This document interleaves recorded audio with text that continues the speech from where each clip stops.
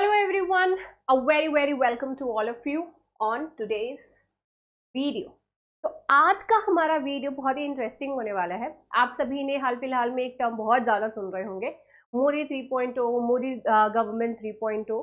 तो ये मोदी गवर्नमेंट 3.0 आया है, इसमें काफ़ी बार बहुत सारी चीज़ों को लेकर के डिस्कशन हुआ है एंड पीपल वर लाइक कि भाई टीडीपी को कौन सा कैबिनेट मिलेगा, जेडीयू को कौन सा कैबिनेट मिलेगा, because these are the two parties. ये दो पार्टी हैं जो कि ये गवर्नमेंट का पिलर, एक तरीके से आप कह सकते हैं बहुत ही मजबूत पिलर के तौर पे यहाँ पर काम कर रहे हैं, और जहां पे ये गए वहां पे ये गवर्नमेंट भी गई, राइट। तो इनको कौन सी कैबिनेट दी जाएगी, इस पे बहुत ज्यादा नजर थी, ठीक है। तो हाल फिलहाल में हम सभी ने कुछ टर्म्स बहुत बार सुने होंगे, और ऑब्वियसली बात है council of ministers, ministers of state, cabinet ministers, ये सभी होते कौन हैं। हम सुन तो रहे हैं कि ये है, ये है भैया, लेकिन उसका मतलब भी तो पता होना चाहिए। काफी सारे लोग होंगे आप में से जिनको ये पता होगा कि कैबिनेट मिनिस्टर्स कौन होते हैं, लेकिन मिनिस्टर ऑफ स्टेट ये क्या होते हैं भाई, मिनिस्टर ऑफ स्टेट का क्या मतलब होता है, राइट। तो ये एमओएस आप लोगों ने सुना होगा ना, इस तरीके से लिखा है, एमओएस करके लिखा रहता है उनके नाम के साथ। तो ये है क्या, यही सारी चीजें आज मैं आपको इस क्लास में बताने वाली हूँ। ओके, तो बेसिक नॉलेज भी होना बहुत ज्यादा जरूरी है ना, कल को अगर आपको डिबेट करना हो तो फिर कैसे करोगे, right. So let's get started. But यहाँ पे पहले आप लोग के लिए इन्फॉर्मेशन ये है कि अगर आप अनअकैडमी के कोर्सेज ज्वाइन करना चाहते हैं, विच यू शुड डू, तो करोल बाग के में इंग्लिश मीडियम के स्टूडेंट्स यहाँ पे कांटेक्ट कर सकते हैं, मुखर्जी नगर के स्टूडेंट्स इन नंबर्स पे कांटेक्ट कर सकते हैं। एंड अगर आपको लगता है नहीं भाई हमको तो प्रयागराज में पढ़ना है, तो डेफिनेटली हिंदी एंड इंग्लिश दोनों ही माध्यम के स्टूडेंट्स, दोनों ही मीडियम के स्टूडेंट्स यहाँ पर कांटेक्ट कर सकते हैं, right. So this is the number. Okay, चलिए अब स्टार्ट करते हैं हमारे इस टॉपिक को लेकर के। तो हाल फिलहाल में ओथ सेरेमनी हुई, राइट, एंड इस ओथ सेरेमनी में हम सभी को पता है कि प्राइम मिनिस्टर कौन बने, नरेंद्र मोदी बने। तो जो काउंसिल ऑफ मिनिस्टर्स होता है, ग्रुप ऑफ मिनिस्टर्स जो होता है, इसका अगर हेड की बात करें तो ये हेड कौन होता है यहाँ पर, तो वो प्राइम मिनिस्टर होता है। तो यहाँ पर प्राइम मिनिस्टर नरेंद्र मोदी है, तो इसका मतलब क्या हुआ कि वो काउंसिल ऑफ मिनिस्टर्स के हेड रहेंगे यहाँ पे, राइट।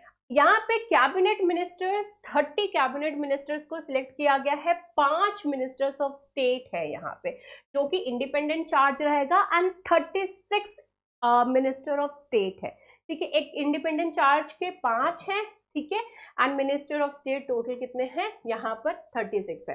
तो ये पूरा का पूरा इस तरीके से पोर्टफोलियो निकल करके सामने आया था। अब ये सेंट्रल काउंसिल ऑफ मिनिस्टर्स की अगर हम बात करें तो ये है कौन भैया, यहाँ पे ये जो काउंसिल ऑफ मिनिस्टर्स होते हैं, काउंसिल बोले तो एक ग्रुप ऑफ पीपल है, ठीक है, ग्रुप ऑफ मिनिस्टर्स है। तो उस मिनिस्टर्स की जो ग्रुप है उसको लीड कौन करेगा, तो यहाँ पर कौन लीड कर रहा है, प्राइम मिनिस्टर यहाँ पर उनको लीड करेंगे। ओके, जो कि बहुत ही इंपॉर्टेंट है कि जो भी डिसीजन लिया जा रहा है काउंसिल ऑफ मिनिस्टर्स के द्वारा, तो वहां पे बिना प्रधानमंत्री के मोहर के बिना पर, बिना उस चीज के ये आगे नहीं बढ़ने वाला है। मोहर मेरे कहने का मतलब उनका नोड है, जब भी वहां से कुछ निकल करके आ रहा है, कोई भी डिसीजन लिया जा रहा है, तो इट मीन्स प्राइम मिनिस्टर का वहां पर नोड है, उन्होंने हामी भरी है। इसलिए एग्जीक्यूटिव अथॉरिटी की बात करें तो यहाँ पे जो सेंट्रल काउंसिल ऑफ मिनिस्टर्स होते हैं, ये रियल एग्जीक्यूटिव अथॉरिटी के तौर पे काम करते हैं पार्लियामेंट्री सिस्टम में, because these are the ones जो कि बेसिकली एडवाइस कर रहे हैं प्रेसिडेंट को, एड करे किसी भी तरीके का। सपोज कि प्रेसिडेंट को किसी तरीके की किसी चीज में कुछ इंफॉर्मेशन चाहिए या फिर उनको किसी तरह कोई सलाह चाहिए, तो डेफिनेट सी बात है वहाँ पे काउंसिल ऑफ मिनिस्टर्स ही हैं जो कि उनको बताते हैं कि भैया ये कार्य करना ज्यादा बेटर रहेगा। जैसे कि जस्ट फॉर एन एग्जाम्पल, अगर किसी को क्षमा दी जाती है, कोई फांसी का सजा दिया गया है, उसको वहां पे क्षमा दिया जा रहा है या फिर क्षमा नहीं दिया जा रहा है, तो इन सभी में जो डिसीजन बेसिकली प्रेसिडेंट का नहीं, प्रेसिडेंट के पीछे जो काउंसिल ऑफ मिनिस्टर्स होते हैं वो उनको यहाँ पर एडवाइस कर रहे होते हैं। ओके, कॉम्पोजिशन की बात करें तो ये पूरा स्ट्रक्चर ढांचा इनका कैसा होता है, तो यहाँ पे डेफिनेट सी बात है कि प्राइम मिनिस्टर रहते हैं, और इसके अलावा दूसरे मिनिस्टर्स भी होते हैं जिनको कि राष्ट्रपति के द्वारा उनको प्रधानमंत्री जो रेकमेंड किए होते हैं उनको ये यहाँ पर ओथ दिला करके वो ग्रुप में शामिल करते हैं, ठीक है। तो डेफिनेट सी बात है यहाँ पर प्राइम मिनिस्टर तो रहेंगे, लेकिन प्राइम मिनिस्टर के द्वारा सिलेक्टेड जो भी लोग हैं वो इसके मेंबर रहेंगे, ठीक है। कॉन्स्टिट्यूशनल बेसिस का मतलब यहाँ पे कि कॉन्स्टिट्यूशन में कहाँ पे इस चीज के बारे में मेंशन किया गया है, तो आर्टिकल 74 74 अनुच्छेद 74 यहाँ पर काउंसिल ऑफ मिनिस्टर्स के बारे में दिया हुआ है कि भैया काउंसिल ऑफ मिनिस्टर्स होना चाहिए और वहाँ पे प्राइम मिनिस्टर का होना चाहिए। एंड ऑब्वियसली बात है ये किस लिए रहेंगे, प्रेसिडेंट को एडवाइस देने के लिए, उनको किसी भी तरीके का कोई भी हेल्प चाहिए तो वहाँ पर वो मौजूद रहेंगे।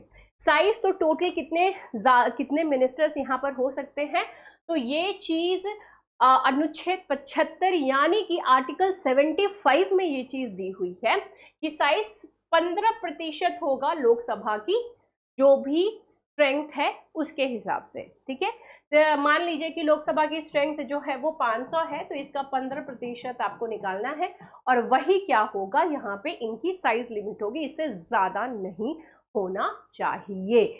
ओके, पार्टिसिपेशन की बात करें तो ये आर्टिकल 88 में दिया हुआ है जिसमें कि जो मिनिस्टर्स हैं ये पार्टिसिपेट कर सकते हैं लोकसभा में और राज्यसभा की जो प्रोसीडिंग्स होती हैं उन दोनों में ही, but does not grant them the voting rights. Voting rights नहीं रहता है क्योंकि वही तो होते हैं उन सारी चीजों को प्रस्तुत कर रहे हैं, तो डेफिनेट सी बात है कि वो वहां पे सपोर्टिंग मोड में ही रहेंगे ना, that is very obvious. Okay, so that's the scene, बहुत ही ऑब्वियस ही बात है ये। अब आता है प्राइम मिनिस्टर का क्या रोल है। ठीक है, तो एक तो काउंसिल ऑफ मिनिस्टर्स जो हो गए उनको वे ये यहाँ पर क्या करेंगे, वो उसके हेड बन करके रहते हैं। ठीक है, इनका यूनिक रोल की अगर हिसाब से बात करें तो फर्स्ट अमंग इक्वल्स, इनको इस तरीके से डिस्क्राइब किया जाता है प्रधानमंत्री को with the primary leadership role, यानी कि सभी के सभी बराबर हैं लेकिन सबसे अग्रणी, सबसे आगे कौन है, सबसे इंपॉर्टेंस फिर भी सबसे ज्यादा किसको दी जाएगी, प्रधानमंत्री को जो कि हेड है। तो first among equals, all are equal but he is the one who is first, right. Collective responsibility की बात करें तो आर्टिकल 75 अनुच्छेद 75 आर्टिकल 75 में दिया हुआ है कि जो काउंसिल ऑफ मिनिस्टर्स होते हैं वो लोकसभा में उत्तरदायी होते हैं, वो उनकी वहाँ पे रिस्पॉन्सिबिलिटी बनती है, ये कलेक्टिव रिस्पॉन्सिबल होते हैं। अब यहीं पे ही एक आप लोगों ने हर वक्त काफी टाइम सुनते होंगे ना, विश्वास मत इस तरीके से सुनते होंगे, है ना। तो ये विश्वास मत जो होता है ये यहाँ पर क्या कि फ्लोर टेस्ट भी जिसको कहा जाता है। ठीक है, तो इसमें ये जो कैबिनेट मिनिस्टर्स होते हैं, जो काउंसिल ऑफ मिनिस्टर्स बेसिकली होते हैं, तो ये रिस्पॉन्सिबल होते हैं लोकसभा में। लोकसभा में कौन लोग होते हैं, लोकसभा में हम लोगों के द्वारा चुने हुए प्रतिनिधि होते हैं, यानी कि रिप्रेजेंटेटिव्स होते हैं। अब वो जो रिप्रेजेंटेटिव्स हैं, ठीक है, वो जो रिप्रेजेंटेटिव्स हैं उनको अगर लगता है कि नहीं भाई ये काम से सही ढंग से नहीं कर रहे हैं, इनके पास बहुमत नहीं है, तो वो फ्लोर टेस्ट कराने की यहाँ पर बात करते हैं। और अगर ये फ्लोर टेस्ट में सरकार गिर जाती है, उनका बहुमत नहीं साबित हो पाता है, तो सरकार गिर जाती है। सरकार गिर जाती है इसका मतलब ये है कि फिर से फ्रेश इलेक्शन होंगे, फिर से चुनाव होंगे, राइट। तो इसका मतलब ये है कि उन रिप्रेजेंटेटिव्स ने कहा, उन हमारे जो प्रतिनिधि थे उन्होंने ये चीज कहा कि भाई आपके पास नहीं है, अब मेजॉरिटी नहीं है, लोग आप में विश्वास नहीं दिखा रहे हैं, और वाकई में ये चीज प्रूफ हो जाती है, तो उनका ये चीज कहना, तो इसका मतलब ये है कि लोगों की भी वही मंशा है, वो हमारी मंशा को रिप्रेजेंट कर रहे हैं। इसलिए कहते हैं कि अपनी वोट का इस्तेमाल बहुत ही समझदारी से करना चाहिए, राइट। तो इनकी रिस्पॉन्सिबिलिटी है, वो वहां पे जवाबदेही होती है उनकी यहाँ पर, ठीक है, लोकसभा में। इसलिए लोकसभा बहुत ज्यादा मैटर करता है। डिसीजन मेकिंग की बात यहाँ पे अगर करें तो ये पॉलिसी इश्यूज, जो भी इंपॉर्टेंट पॉलिसीज इश्यूज होती हैं, या फिर जो भी अनएलोकेटेड पोर्टफोलियोज होते हैं, मतलब कोई ऐसे पोर्टफोलियोज जो किसी को भी दिए नहीं गए हैं, तो वहां पर ये काउंसिल ऑफ मिनिस्टर्स जो है उन पोर्टफोलियोज को देखेंगे, ठीक है। और जो भी डिसीजंस पॉलिसी रिलेटेड होंगे उसको भी यहाँ पर, जो भी इश्यूज आते हैं उनको ये यहाँ पे डील करते हैं, ठीक है। ये यहाँ पर इनका रोल हो गया डिसीजन मेकिंग में प्राइम मिनिस्टर का। ओके, अनएलोकेटेड पोर्टफोलियोज भी किसको चली जाती है, प्रधानमंत्री को।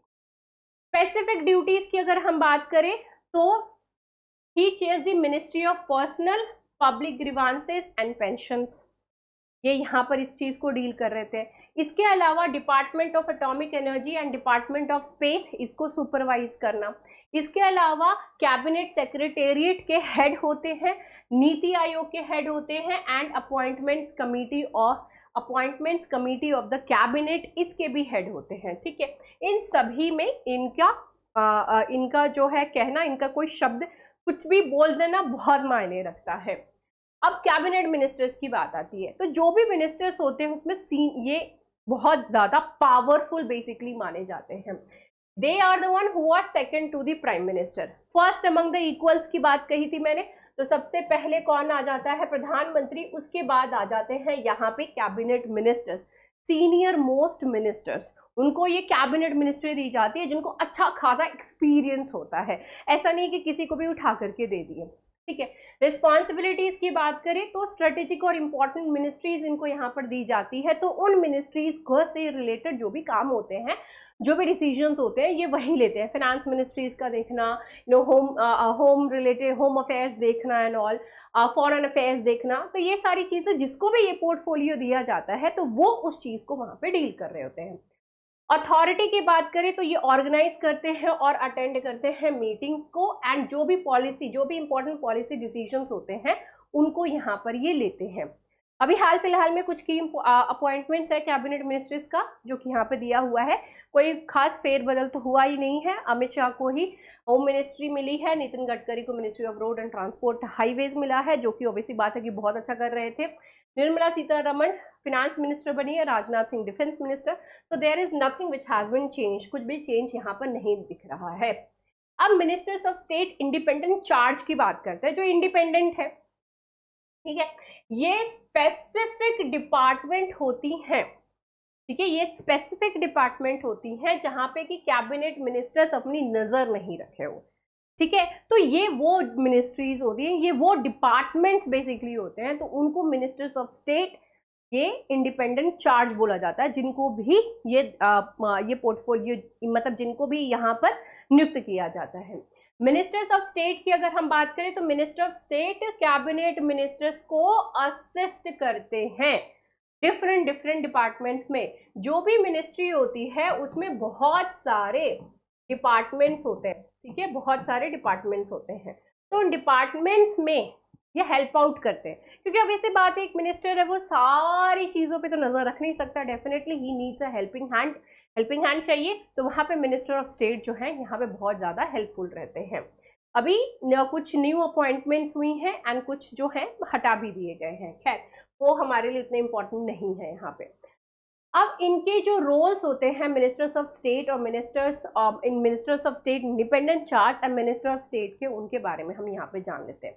तो जो इंडिपेंडेंट चार्ज वाले मिनिस्टर ऑफ स्टेट होते हैं, तो ये क्या है, ये जूनियर मेंबर्स है काउंसिल ऑफ मिनिस्टर्स के, ठीक है। तो प्राइम मिनिस्टर हो गए, कैबिनेट मिनिस्टर हो गए, यहाँ पे minister of state independent charge आ गए, ठीक है। तो ये जूनियर मेंबर्स होते हैं, they are empowered to administer their respective ministries without oversight. यहाँ पे कैबिनेट मिनिस्टर्स उनके ऊपर नजर नहीं रख रहे होते हैं, ये अपनी मर्जी से उन सारी चीजों को चला रहे होते हैं, ठीक है। अब प्रीवियस मेंबर्स पहले कौन थे, फिर बाद में न्यू कौन आए, तो उनका यहाँ पर नाम बेसिकली दिया हुआ है।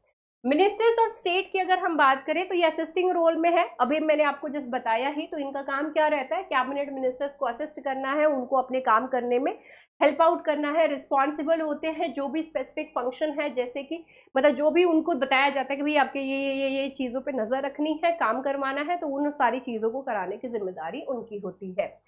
ये बहुत ही इंपॉर्टेंट क्रूशियल रोल प्ले करते हैं मिनिस्ट्रीज को हेल्प आउट करने में, उनको काम को सही ढंग से उनका निर्वाहन करने में।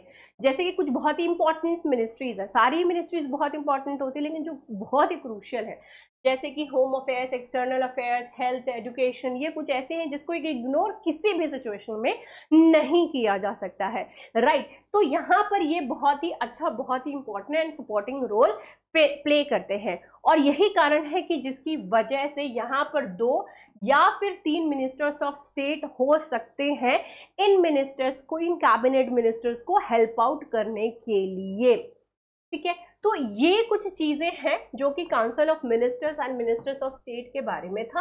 आई होप दैट आप लोगों को ये चीजें समझ में आई होंगी एंड इंटरेस्टिंग भी लगी होंगी, राइट। तो कभी भी डिबेट कर रहे हो, कोई भी पॉइंट बात कर रहे हो, तो भैया आपके पास वाजिब पॉइंट भी होना चाहिए ना।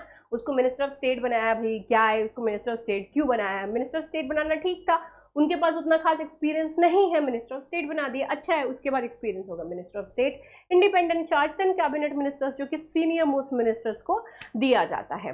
Okay, so with this note I am ending my session. I hope that you people enjoy today's session. See you in the next video. Bye bye, take care and have a great time. जय हिंद।